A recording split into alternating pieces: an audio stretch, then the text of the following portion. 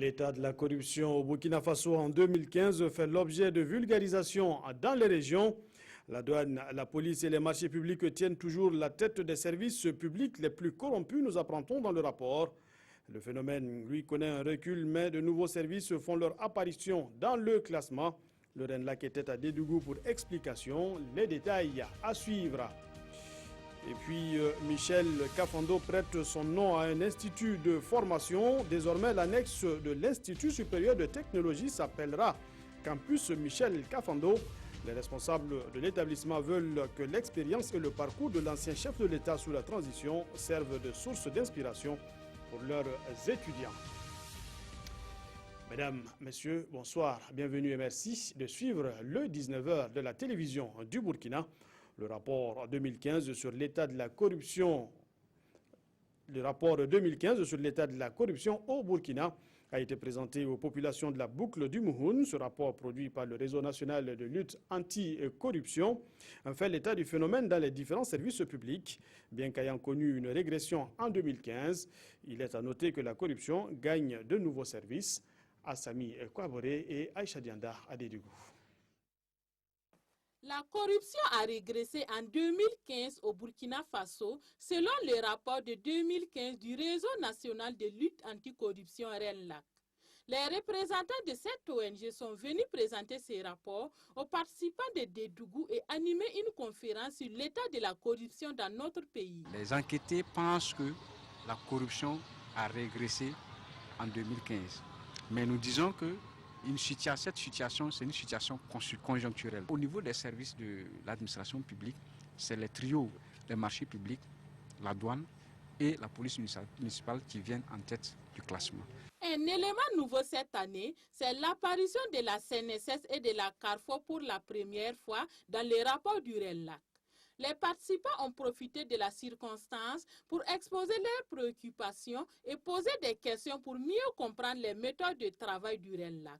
L'objectif, à travers ces conférences, c'est de partager le contenu du rapport. C'est d'informer les citoyens, les populations sur ce qui est la réalité sur les aspects de corruption au Burkina Faso. Avant la ville de Dédougou, c'est celle de Nouna qui a été informée du contenu de ces rapports.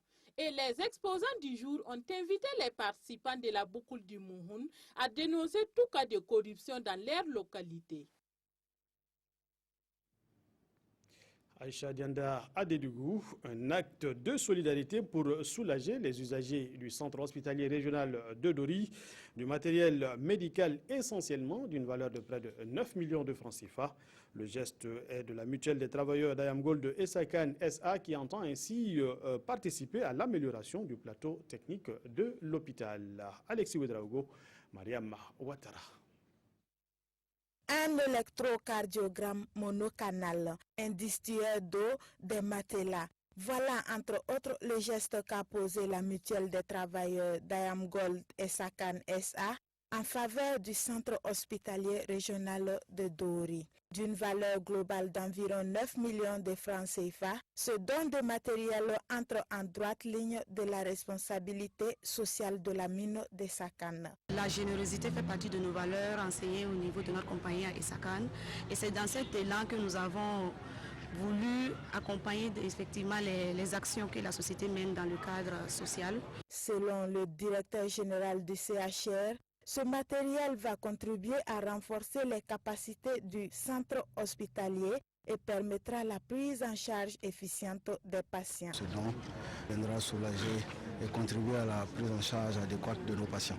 Cette cérémonie de remise de matériel au centre hospitalier régional de Dori a été l'occasion pour les membres de la mutuelle des travailleurs de Sakan SA de rendre visite aux patients de la section pédiatrie.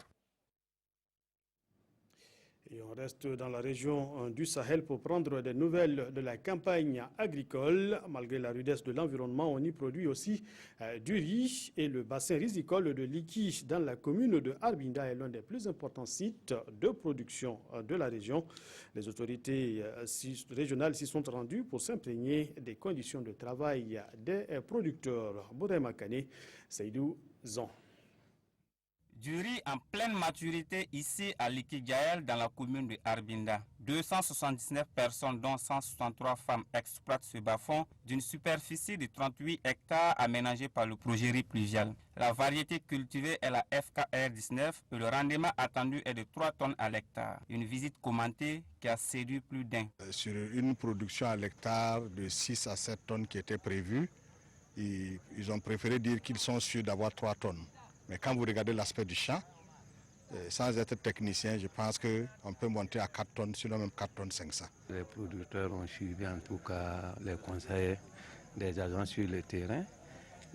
Quand vous avez vu à la présentation, on vous a bien dit qu'il y avait d'abord un rendement prévisionnel qui était attendu passer jusqu'à 6 tonnes. L'arrêt précoce des pluies et 2 poches de sécheresse observées au cours de cette campagne ont été les principales difficultés rencontrées par les producteurs. C'est ce qui ressort des échanges entre les autorités de la région du Sahel et les producteurs de Likigaël. Au début, pour que nous finissions de couper les arbres là même, il commençait à pleuvoir. Et après ça, après avoir coupé les arbres, les semences, là, quand on a semé, on a trouvé que bon, si on va attendre comme ça, là, ça ne va pas aller bien. C'est après ça maintenant qu'on a commencé à faire les pépinières.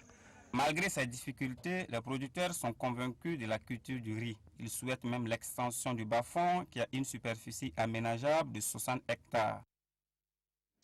Et puis, je vous le disais en titre, pour que le parcours et l'expérience de l'ex-président de la transition burkinabé en inspire plus d'un. Bienvenue au campus Michel Kafando, l'Institut supérieur de technologie IST honore l'homme en baptisant de son nom l'annexe de son établissement. L'idée est que les étudiants s'identifient aux personnages Oscar Soulaman et Bouma Ernest Nebié. L'annexe de l'Institut supérieur de technologie IST à Wayelguin dans le 10e arrondissement de la ville de Ouagadougou s'appelle désormais campus président Michel Kafando. Et c'est l'ex-président de la transition lui-même qui a, par cette coupure de ruban, lancé officiellement les activités de ce temple du savoir. Par ce nom de baptême, les responsables de l'IST veulent garder en souvenir le bon parcours de Michel Kafando ainsi que les qualités qui lui ont permis de mener à bon port la transition au Burkina. Nous voulons qu'il serve de modèle et d'exemple donc à nos jeunes qui doivent savoir que la droiture, la persévérance et le travail, la vie de cet homme est un exemple. Notre président, le président Kafando, donc, est quelque chose, un repère, voilà, pour les jeunes. Pour l'ex-président du FASO, Michel Kafando, cet acte des premiers responsables de l'IST est un grand honneur. Le but poursuivi par l'Institut et lui-même sont aussi les buts que je poursuis, c'est-à-dire valoriser la formation de nos jeunes. Je me sens honoré naturellement de voir que le campus Wayelguin va porter mon nom. Dans ce campus, des cours en technologie, en gestion et management des ressources humaines et des projets seront dispensés. Des formations qui seront sanctionnées par des diplômes reconnus par le CAMES. Eux ont déjà fini leurs études et cherchent désormais à se faire employer. 108 agents de santé, de métiers divers donc de la santé de l'école privée Sainte-Edwige de Dédougou ont bouclé leur cycle de formation. C'est la 4e cuvée de cette école dans la région de la boucle du Mouhoun. De quoi étoffer l'offre en matière de prestations médicales. Yves Romba et Karim Ouedraogo. Ces 108 agents de la 4e promotion de l'école privée de santé Sainte-Edwige de Dédougou ont prêté serment. Ils ont choisi comme nom de baptême lutte contre la mortalité maternelle et infantile. Ces agents de santé sont désormais sur le marché de l'emploi, prêts à offrir des soins de qualité à la population. On a réussi une bonne formation ici et nous demandons aux autorités, avec l'intégration, de récolter assez, car nous sommes là nombreux qui attendent à servir la nation. Moi, je suis partie d'une frustration qui est le taux élevé de mortalité, de décès maternel au moment de l'accouchement ou immédiatement après l'accouchement. Le parrain a exhorté ses filleuls à respecter leur serment, venu transmettre la reconnaissance de la nation burkinabé aux responsables de l'établissement. Il a aussi encouragé ce partenariat public-privé à cette occasion. Le programme national de développement sanitaire, le PNDS, il y a à l'objectif 8 la production des ressources humaines. Donc l'État seul n'est pas en mesure de le faire. Donc la sortie de ces 108 agents de santé viendront renforcer le système de santé en renforçant les ressources humaines, donc en renforçant la qualité donc, des soins qui seront offerts. Créée en 2011, l'école privée de santé Sainte-Edwige de Dédougou a déjà mis sur le marché de l'emploi 266 agents de santé. Et rendons-nous à présent dans le centre-sud pour terminer. Les cadres de s'appui dans le Ziro veulent contribuer à renforcer la cohésion sociale dans leur province. Pour eux, c'est la première étape sur la route qui mène au développement.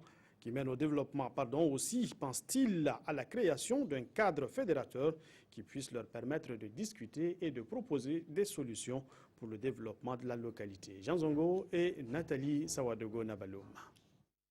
Les fils et filles de la province du Ziro, main dans la main, veulent œuvrer ensemble pour le développement de leur localité. Et cette première édition de la conférence des cadres est une occasion pour eux de se retrouver et d'échanger afin de proposer des solutions, chacun dans son domaine de compétences, à l'ensemble des présidents de collectivités territoriales. Au niveau des 6 communes qui regroupent la province des Ziro, il y a des associations dans chaque commune qui œuvrent un peu pour le développement local.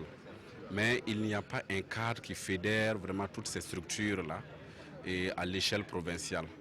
Si bien que les actions sont émiettées. 3 communications étaient à l'ordre du jour. Ce sont entre autres le rôle et les missions des cadres en faveur de la cohésion sociale, prévention des conflits et la problématique de la promotion des cadres du Ziro. L'initiative a été bien appréciée par le gouverneur de la région qui les a invités à formaliser leur cadre de rencontre. Nous enregistrons quelquefois des conflits entre agriculteurs, des conflits entre éleveurs et nous pensons que chacun, quel que soit là où il est, devrait pouvoir apporter quelque chose à la résolution de ces conflits. Au sortir de cette conférence, il est prévu la création d'un cadre de dialogue permanent avec les acteurs du développement. Oui, S'appui se situe bien dans la région du centre-ouest plutôt. Mesdames, Messieurs, c'est tout pour cette édition. Merci de la fidélité. L'information revient tout à l'heure à 20h avec Fousseni Kindo. Bonne suite de programme sur la télévision du Burkina.